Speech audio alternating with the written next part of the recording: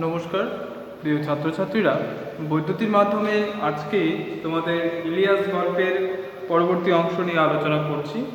তো এর আগে আমরা দেখেছিলাম যে ইলিয়াস কঠোর পরিশ্রমের মধ্য দিয়ে জীবনের বিশাল সময়টাকে সে দীর্ঘ ৩৫ বছর সময়কে কঠোর পরিশ্রম এর মধ্যে কাটিয়ে দিয়ে তারপর স্বাভাবিকভাবে সে সুখের দোরগোড়ায় পৌঁছেছিল। তো সেই সুখের দোরগোড়ায় পৌঁছেও তার জীবন কিন্তু ক্রমাগত একটা কঠোর পরিস্থিতির শিকার হয়। এই কঠোর পরিস্থিতির শিকার হওয়ার মূলে যে কারণগুলি ছিল সেগুলি ছিল অত্যন্ত গুরুত্বপূর্ণ। অর্থাৎ যে ইলিয়াস সে কিভাবে দারিদ্র অবস্থার মধ্যে পর্যবসিত হয়েছিল সেই বিষয়টাই আমাদের এই অংশের মধ্যে জানতে হবে। আসলে কি যে ইলিয়াস শুধুমাত্র যে কঠোর পরিশ্রম করে সম্পদ করেছিল এই অংশটুকু আমরা জানতে পারি, কিন্তু সেই সম্পদকে শুধুমাত্র করলেই কাজ শেষ হয় না। সম্পদকে কিভাবে পরিচালনা করতে হয় সেটাও সে স্বাভাবিকভাবেই করছিল, তার নিয়ন্ত্রণও স্বাভাবিক এবং উপযুক্তভাবেই হচ্ছিল। কিন্তু নিজের সন্তানেরাই হয়ে উঠেছিল কি তার এই দারিদ্র অবস্থার একমাত্র কারণ। কেননা যে তার ছোট ছেলে সে হচ্ছে কি সে একটি ঝগড়াটে বউ বিয়ে করেছিল, আর তার ফলশ্রুতিতেই কি হয় যে ইলিয়াস তাকে তার বাড়ি থেকে বিতাড়িত করে দেয়। এবং বিতাড়িত করতে শুধু বিতাড়িত করাই নয়, সেই সঙ্গে হচ্ছে কি সেই সঙ্গে ইলিয়াসের সম্পত্তির একটা বিশাল অংশ তাকে দিয়ে দিতে হয়েছিল। তো এর ফলে কি এর ফলে ইলিয়াসের সম্পত্তির পরিমাণটা কমে যায়। আর তার যে বড় ছেলেটি ছিল সেই বড় ছেলেটিও ছিল বাবার অবাধ্য। অর্থাৎ কি যে পিতামাতার অবাধ্য হলে মানুষের জীবনের মধ্যে অনেক রকমের সমস্যা এসে হাজির হয়। তো ইলিয়াসের সন্তানের জীবনেও তেমনই পরিণতি হয়েছিল, যেই কারণে কি হয় যে ইলিয়াসের বড় ছেলেটি একটি ঝামেলায় জড়িয়ে যায় এবং সেই ভয়ানক পরিস্থিতির মধ্যে পড়ে তাকে মৃত্যুবরণ পর্যন্ত করতে হয়েছে। এরকম পরিস্থিতির মধ্যেই ইলিয়াসের সম্পত্তি ক্রমাগত হচ্ছে কি ক্রমাগত কমের দিকে চলতে শুরু করে। এরপরে আর কি হয়,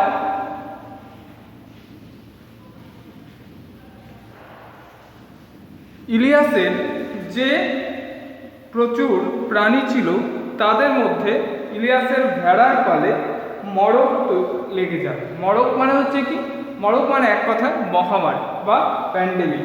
তো সেক্ষেত্রে সেই মড়ক লেগে অনেকগুলো ভেড়া হচ্ছে কি মারা গেছে, এটা একটা কারণ। সেই সঙ্গে তারপরেই হচ্ছে কি কি হয়, পরের বছর দুর্ভিক্ষ দেখা দেয়। দুর্ভিক্ষ মানে হচ্ছে কি একটা ডেঞ্জারাস ক্রাইসিস, অর্থাৎ খাবারের অভাব। তো সেই পরিস্থিতিতে কি হয়েছিল, ইলিয়াসের সমস্ত প্রাণীগুলো অর্থাৎ খড় পাওয়া গেল না। আর খড় যেহেতু পাওয়া গেল না, সেই খড় না পাওয়ার কারণে হচ্ছে কি প্রচুর প্রাণী হচ্ছে না খেয়ে মারা গেল। তারপর হচ্ছে কি শীতকালে গরু মোষ হচ্ছে কি না খেয়ে মরল। আর চুরি হয়েছে।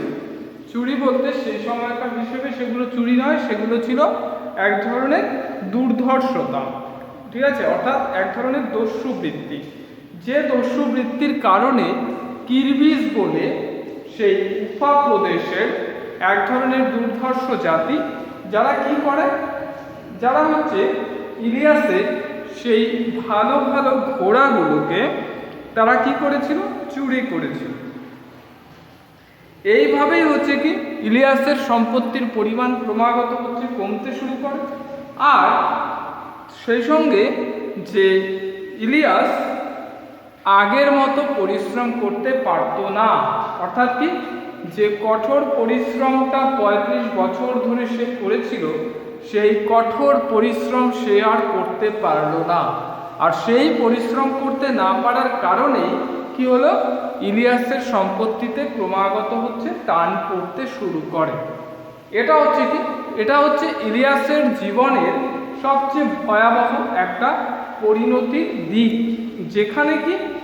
যেখানে সে সুদীর্ঘ সময় কি করেছে, মালিকের মতো থেকেছে। অর্থাৎ সুদীর্ঘ সময় তাকে প্রচুর সম্পদ নিয়ে সুন্দর একটা ঐশ্বর্যময় পরিস্থিতির মধ্য দিয়ে কাটাতে হয়েছে। চারদিকে তার প্রচুর বলবলাও ছিল, মানে প্রচুর নামডাক ছিল, যশ খ্যাতি প্রতিভা সমস্তই ছিল, আর্থিক সচ্ছলতা ছিল। এই সমস্ত কিছু থাকার পরেও ইলিয়াসের জীবন কিন্তু আর স্বাভাবিক হয়ে উঠতে পারলো না। কেন? কারণ এই সমস্ত কিছু ইলিয়াসের জীবনকে একটা কঠোর, একটা কঠিন, একটা চূড়ান্ত ভয়াবহ পরিস্থিতির মধ্যে ফেলে দেয়। যে কারণে ইলিয়াস সুদীর্ঘ সময় সেই রাজকীয়তা, সেই ঐশ্বর্য, বাড়িতে অতিথিদের আগমন লেগে থাকা, এই সমস্ত কিছুকে স্বীকার করে নিয়েও তার এগুলো সমস্ত স্মৃতি হয়ে থেকে যায়। আর স্মৃতি হয়ে থেকে যাওয়ার পরে ইলিয়াসের ঐশ্বর্য, ইলিয়াসের প্রতিপত্তি সব কিছুই কি হয়, সব কিছুরই একটা শেষ পরিণতিতে এসে পৌঁছায়। এইভাবেই এইভাবেই ইলিয়াসের অবস্থা একেবারে নিঃস্ব অবস্থার মধ্যে পর্যবসিত হয়।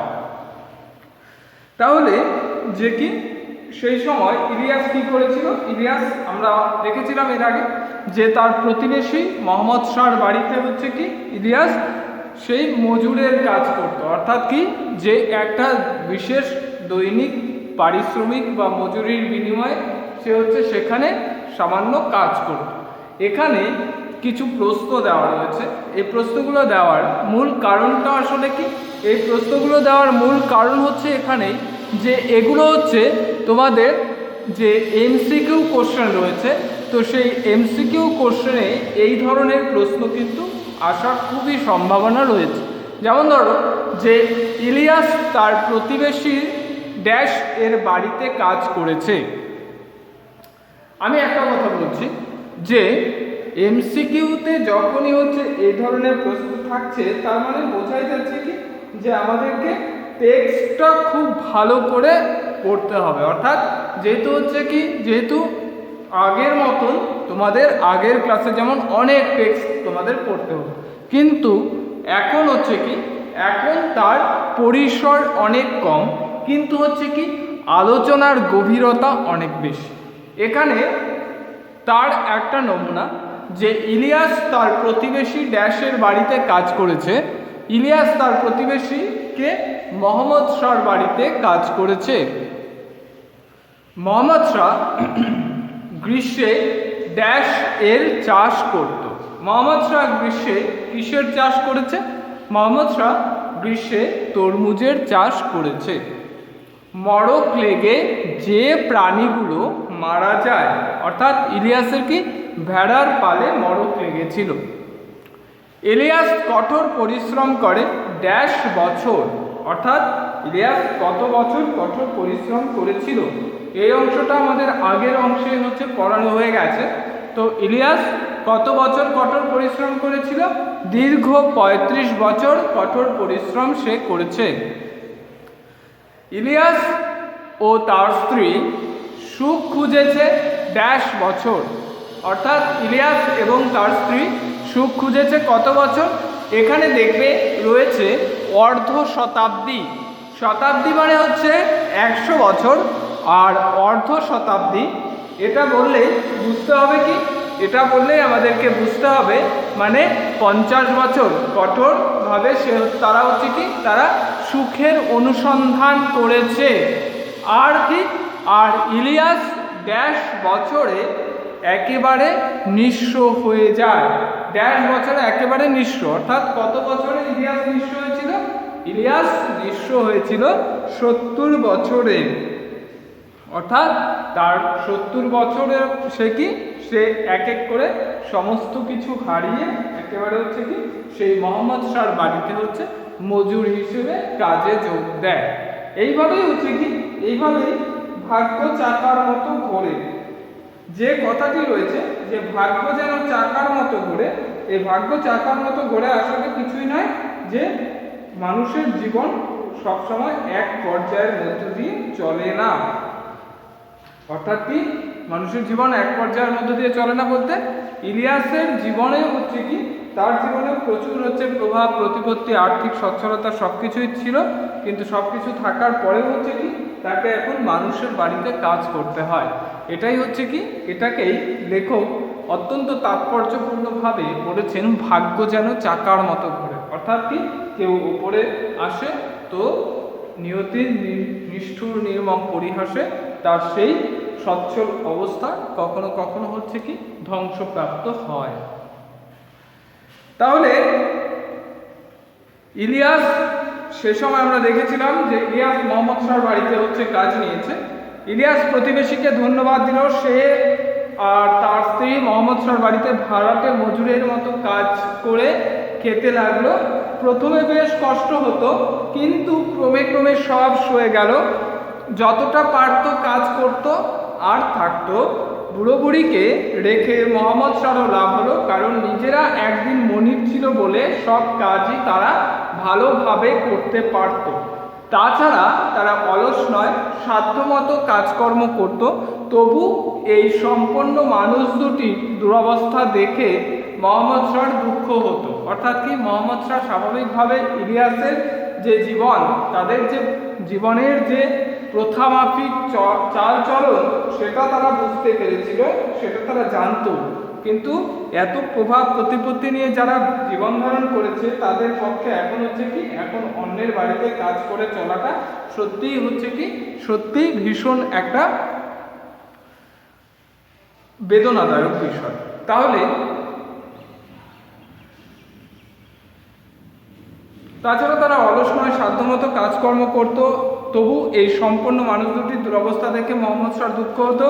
একদিন মোহাম্মদ শাহর একদল আত্মীয় অনেক দূর থেকে এসে তার বাড়িতে অতিথি হলো। তাদের মধ্যে একজন ছিলেন মোল্লা। মোহাম্মদ শাহ ইলিয়াসকে একটা ভেড়া এনে মারতে বলল।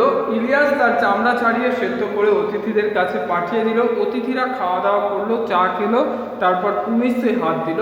কুমিস আসলে কি? কুমিস আমাদের এখানে আমরা যে পানীয়টাকে লস্যি বলি, তো সেটাই সেটাই কুমিস। তো মেঝে কম্বলের উপর পাতা কুশনে গৃহস্বামীর সঙ্গে বসে অতিথিরা বাটি থেকে কুমিস পান করতে করতে গল্প করছিল। এমন সময় কাজ শেষ করে ইলিয়াস দরজার পাশ দিয়ে যাচ্ছিল।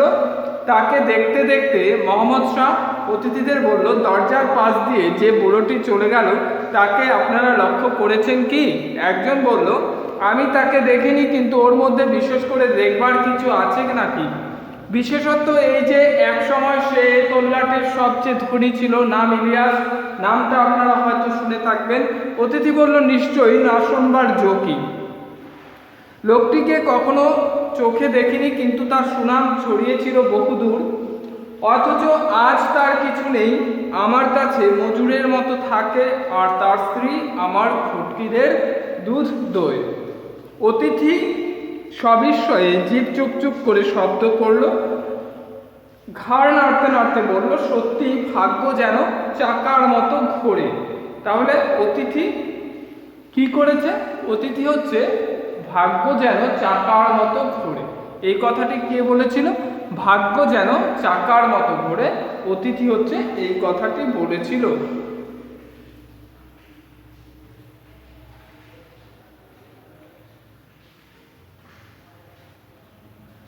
একজন উপরে ওঠে তো আরেকজন তলায় পড়ে যায়। আহা, বলুন তো, পুরো এক লোকটা এখন নিশ্চয়ই খুব বিষণ্ণ, কি জানি, তবু চুপচাপ আর শান্ত হয়ে থাকে, খুব চুপচাপ আর শান্ত হয়ে থাকে, কাজও করে খুব ভালো।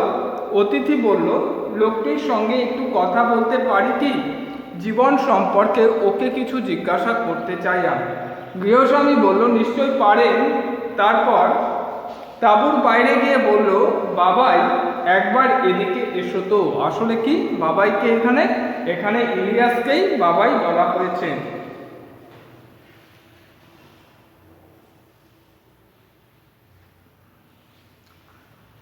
তোমার বুড়িকেও সঙ্গে নিয়ে এসো, আমাদের সঙ্গে একটু কুবেশ পান করবে। ইলিয়াস আর তার স্ত্রী এলো।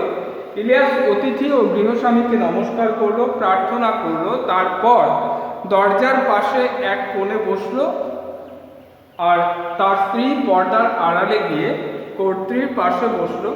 ইলিয়াসকে এক বাটি কুমিজ দেওয়া হলো। সে আবার অতিথি ও গৃহস্বামীকে মাথা নিচু করে নমস্কার করলো, একটু খেয়ে বাকিটা নামিয়ে রাখলো। অতিথি তাকে জিজ্ঞাসা করলো, আচ্ছা বাবাই, আমাদের দেখে তোমার অতীত জীবনে সুখ সমৃদ্ধির কথা স্মরণ করে এখনকার দুরবস্থার কথা ভেবে কি খুব কষ্ট হচ্ছে? অর্থাৎ কি, ইলিয়াসকে তারা এই যে বাস্তব শিক্ষা বা জীবনের গভীর বাস্তবতার প্রশ্নটি তারা করেছে। ইলিয়াস শেষে বলল, সুখ দুঃখের কথা যদি বলি আপনারা হয়তো আমার কথা বিশ্বাস করবেন না, বরং আমার স্ত্রীকে জিজ্ঞাসা করুন। তিনি মেয়ে মানুষ, তার মনেও যা মুখেও তাই, এ বিষয়ে তিনিই পুরো কথা বলতে পারবেন।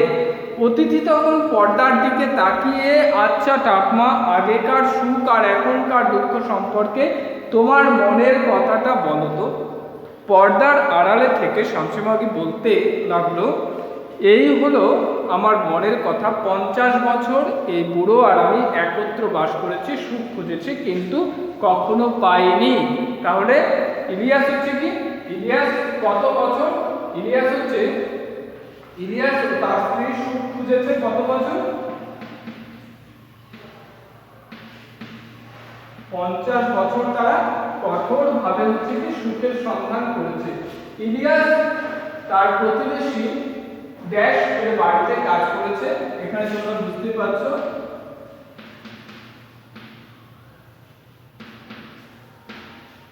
মোহাম্মদ শাহ এর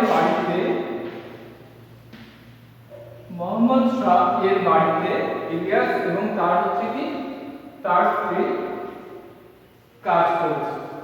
মোহাম্মদ শাহ গ্রীষ্মে ড্যাশের চাষ করছে কি, তরমুজ।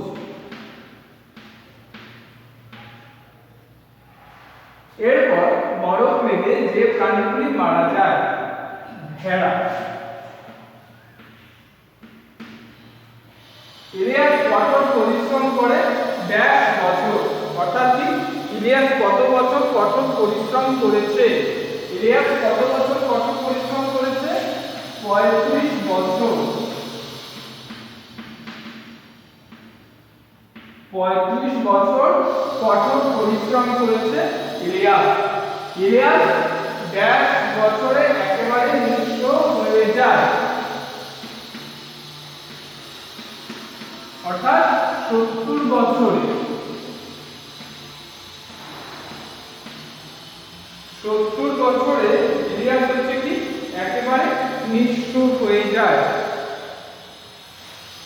এরপর অতিথি যখন পর্দার দিকে তাকিয়ে বলল, আচ্ছা ঠাকমা, তো সেক্ষেত্রে কি তারা বললো যে সুখ খুঁজেছে। আর আজ এখানে এই আমাদের দ্বিতীয় বছর, অর্থাৎ মোহাম্মদ শাহর বাড়িতে কাজ করছে কত বছর ধরে? 2 বছর ধরে। যখন আমাদের কিছু নেই, এখন আমরা ভাড়াটে মানুষের মতো বেঁচে আছি, তখন আমরা পেয়েছি সত্যিকারের সুখ, আর আজ কিছুই চাই না। অর্থাৎ তাহলে মোহাম্মদ শাহর বাড়িতে ইলিয়াসের কত বছর হয়েছে? মোহাম্মদ শাহর বাড়িতে 2 বছর ধরে তারা কাজ করছে। মোহাম্মদ শাহ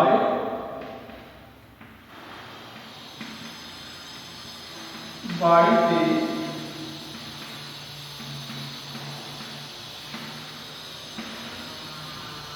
2 বছর ধরে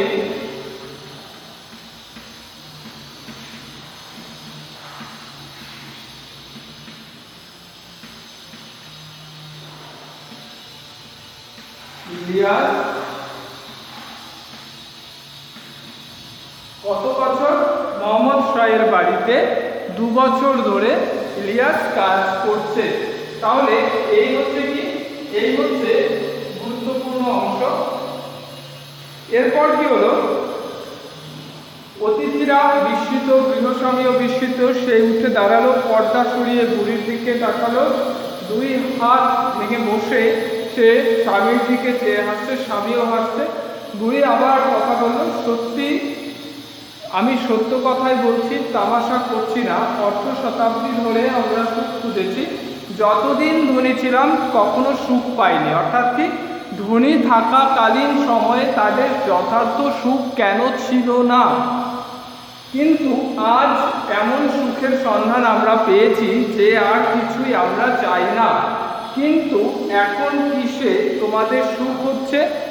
বলছি, যখন ধনী ছিলাম, অর্থাৎ কি, যে আর্থিকভাবে সচ্ছল থাকার সময়েও তাদের জীবনে কেন সুখ ছিল না, সেটাই হচ্ছে কি, সেটাই হচ্ছে এখানে বলবার বিষয়। তাহলে দেখো, যখন ধনী ছিলাম বুড়োর বা আমার এক মুহূর্তের জন্য শান্তি ছিল না। কথা বলবার সময় নেই, অন্তরের কথা ভাববার সময় নেই, ঈশ্বরের কাছে প্রার্থনা করবার সময় নেই, দুশ্চিন্তার অন্ত ছিল না। হয়তো অতিথিরা এলেন, এক দুশ্চিন্তা, কাকে কি খেতে দিই, কি উপহার দিই যাতে লোকে নিন্দা না করে। আবার অতিথিরা চলে গেলে মজুরদের দিকে নজর দিতে হয়। তারা কি করে, তারা হচ্ছে যে তারা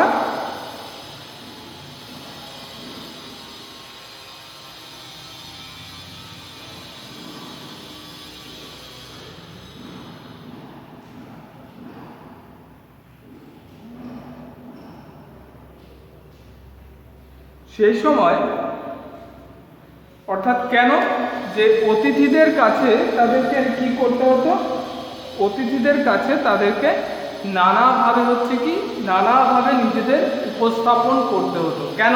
কারণ হচ্ছে যেহেতু ভীষণভাবে তারা সচ্ছল, তো সেক্ষেত্রে অতিথিদের আপ্যায়নে যদি কোনো ত্রুটি হয় তাহলে বাইরে তাদের নামে হচ্ছে দুর্নাম হবে। এইটা ছিল তাদের একটা ভাবনা। তাই হচ্ছে কি, তাই অতিথিদের যত্নটা হচ্ছে কি তারা বেশ উপযুক্ত সুন্দরভাবে করত। তারপরে যেমন বলা যেতে পারে, আর কি হতে পারে, আর হতে পারে যে অতিথিরা চলে গেলে আবার আরেকটা চিন্তা তাদের থাকতো যে তাদের মজুরেরা ঠিকঠাক কাজ করছে কিনা, অর্থাৎ মজুরেরা হয়তো কাজ ফাঁকি দিচ্ছে, ঠিক আছে, তো সেক্ষেত্রে মজুরদের প্রতিও তাদের হচ্ছে কি, তাদের একটা বিশেষ নজর থাকতো। আবার অতিথিরা চলে গেলে মজুরদের দিকে নজর দিতে হয়। তারা যেমন কম খেটে বেশি খেতেই ব্যস্ত, তেমনি আমরাও নিজেদের স্বার্থে তাদের উপর কড়া নজর রাখি, সেও তো পাপ। অন্যদিকে দুশ্চিন্তা, এই বুঝি নেকড়েতে ঘোড়ার বাচ্চা বা গরুর বাছুরটা নিয়ে গেল, কিংবা চোর এসে ঘোড়াগুলোই নিয়ে সরে পড়ল। এরকমভাবে ইলিয়াস এবং তার স্ত্রী তারা হচ্ছে বিভিন্ন ভাবনা চিন্তায় সবসময় ডুবে থাকতো। আর এই ভাবনা চিন্তায় ডুবে থাকার কারণেই হচ্ছে কি, কারণেই তাদের মনে কখনো হচ্ছে শান্তি ছিল না। রাতে ঘুমোতে গেলাম, কিন্তু ঘুমোবার উপায় নেই, মনে দুশ্চিন্তা, ভেড়ি বুঝি ছানাগুলোকে চেপে মেরে ফেললো। ফলে সারা রাত ঘুমিয়ে ছিল না। একটা দুশ্চিন্তা পেরোতেই আরেকটা মাথা চারা দিত। শীতের জন্য যথেষ্ট খড় মজুত আছে তো। এছাড়া বুড়োর সঙ্গে মতবিরোধ ছিল। সে হয়তো বলল এটা এভাবে করা হোক, আমি বললাম অন্যরকম। ফলে ঝগড়া, সেও তো পাপ। কাজেই এক দুশ্চিন্তা থেকে আরেক দুশ্চিন্তায়, এক পাপ থেকে আরেক পাপেই দিন কাটত। সুখী জীবন কাকে বলে কোনোদিন বুঝিনি। আর এখন বুড়ো আর আমি একসঙ্গে সকালে উঠি, দুটো সুখ শান্তির কথা বলি, ঝগড়াও কিছু নেই, দুশ্চিন্তাও কিছু নেই। আমাদের একমাত্র কাজ প্রভুর সেবা করা, যতটা খাটতে পারি স্বেচ্ছায় খাটি। কাজে প্রভুর কাজে আমাদের লাভ বই, লোকসান নেই। বাড়িতে এলে খাবার ও কুমিজ পাই। শীতকালে গরম হবার জন্য লোমের কোট আছে, জ্বালানি আছে। আত্মার কথা আলোচনা করবার, ভাববার সময় আছে। ঈশ্বরের কাছে প্রার্থনা করবার। 50 বছর ধরে সুখ খুঁজে খুঁজে এতদিনে পেয়েছি।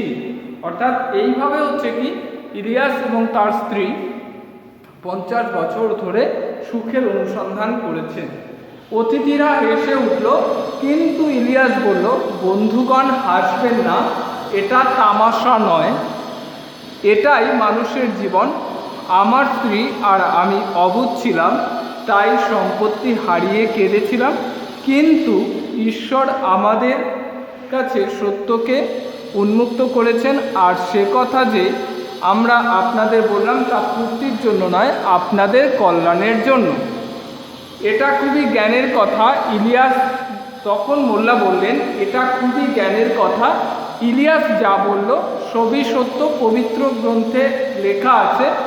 শুনে অতিথিরা ভাবতে বসলো। অর্থাৎ কি শুনে অতিথিরা ভাবতে বসলো মানে ইলিয়াস জীবনের একটা চূড়ান্ত সত্যের কথা বলেছে। অর্থাৎ যে ধন সম্পদ আর্থিক ঐশ্বর্যই মানুষের জীবনে সুখ শান্তির একমাত্র কারণ নয়, তাছাড়াও হচ্ছে কি অর্থাৎ যার যত বেশি পরিমাণে হচ্ছে সম্পদ রয়েছে, তাকে সেই সম্পদ রক্ষার জন্য, সেই সম্পদ রক্ষণাবেক্ষণের জন্য দিন রাত হচ্ছে কি ভাবতে হয়। আর সেই ভাবনা ভাবতে গিয়ে সেই মানুষটি হচ্ছে কি সেই মানুষটি নিজের কথা, নিজের আত্মার কথা, নিজের বিশ্রামের কথা এই সমস্ত সম্পূর্ণভাবে ভুলে যায়। তো তার ফলে হচ্ছে কি তার ফলে তার জীবন ক্রমাগত হচ্ছে একটা যন্ত্রের মতো পরিস্থিতিতে পড়ে যায়। আর সেই যন্ত্রের মতো যান্ত্রিক অবস্থায় পড়ে গেলে জীবনের যে একটা সুখ বা জীবনের যে একটা স্বাভাবিক চলমানতা, সেই স্বাভাবিক চলমানতাই নষ্ট হয়ে যায়। এটাই হচ্ছে ইলিয়াস এখানে বলতে চেয়েছে, এবং তার স্ত্রী এটাই জীবনের একটা মূল বিষয়কে আমাদের সামনে ফুটিয়ে তুলেছে। তো আমি আশা করব যে তোমরা গল্পটি খুব সহজভাবেই বুঝতে পেরেছো। আর এক্ষেত্রে যে স্বাভাবিকভাবে তোমরা বোর্ডে যে প্রশ্নোত্তরগুলো রয়েছে এটা আমাকে অ্যাসাইনমেন্ট ওয়ার্ক হিসেবে অবশ্যই সাবমিট করবে। আরেকটি বিষয় যে যাদের যে কোনো রকম হচ্ছে কি যে কোনো রকম কোনো প্রশ্ন থাকলে বিষয় সম্পর্কে অবশ্যই যে কোনো সময় আমাকে ফোন করে নেবে, তাতে করে তোমাদের বিষয় সম্পর্কে যে প্রশ্ন তার সমাধান তোমরা পেয়ে যাবে। আজকের আলোচনা এই পর্যন্তই। পরবর্তী ক্লাসে আবার নতুন বিষয় নিয়ে আলোচনা করা হবে।